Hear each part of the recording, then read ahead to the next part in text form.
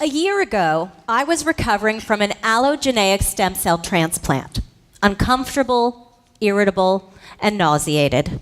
In other words, a bitch. One morning, I was particularly tired and weak, not eager to make the trek to the Upper East Side for my daily clinic appointment. Every couple has sticking points, and that summer, ours was cab hailing. I begged every night to call ahead and schedule door-to-door service. A certain man was confident that getting a cab would be a breeze. We awoke and dressed.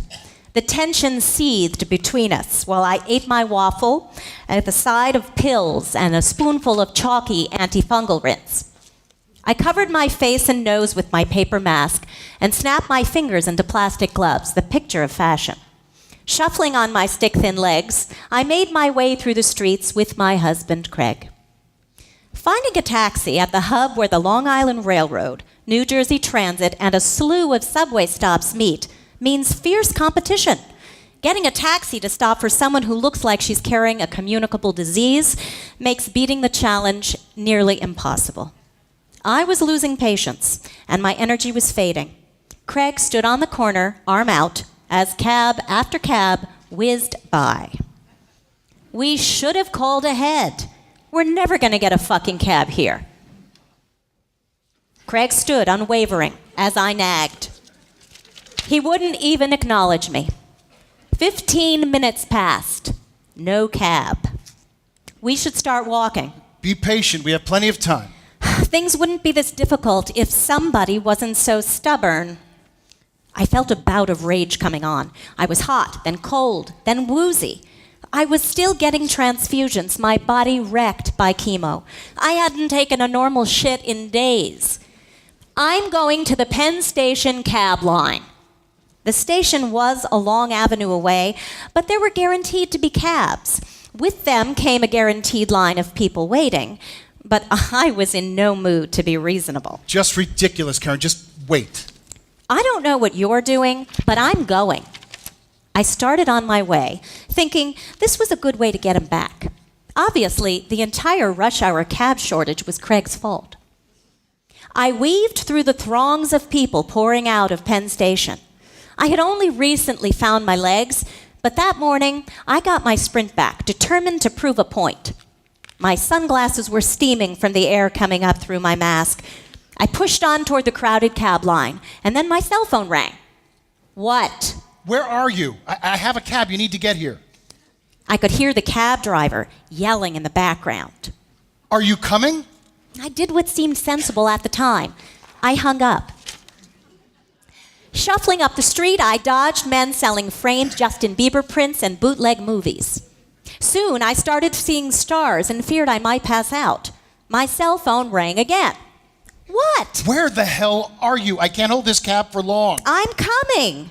This time, I kept our connection open so he could hear my labored breathing as I lumbered up the block. Get out of my car! Get out! But please, she'll be right here. Look, she's here. I collapsed in the back seat and the driver sped off, still shouting. Neither Craig nor I spoke a word, but a lot was said. I didn't feel well, but I admit that I amped up my breathing and moaning for dramatic effect. Craig's eyebrows furrowed. His back was rigid as a plank. The cab driver let us out at the hospital entrance and peeled away in a cloud of smog. Craig walked 10 feet ahead of me, as if our anger would explode if we got too close. I lagged behind, so we had to hold the elevator door. A man stepped in the elevator with us. He was in his mid-50s, breezy and relaxed.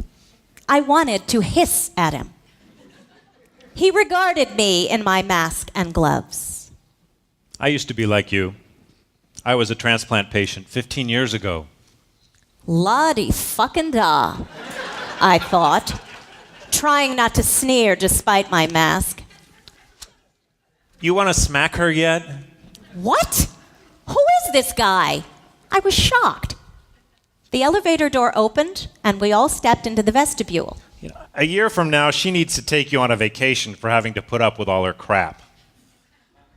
I stood there like a doofus. aware that this man remembered the many days on his own drug-fueled post-transplant emotional crazy train and could tell I was conducting my own engine that day. Do you know what happened today? Yes, I do. And then the guru in the elevator walked away down the corridor. That broke the spell. We both let our guards down and looked each other in the eye. We almost smiled. 1 year later, we did take that vacation, one rich in the natural beauty of Acadia National Park, a far cry from the previous summer's concrete confines. We left our attitudes and stubbornness behind. No cabs to catch in Maine, nothing but fresh blueberries and lobsters.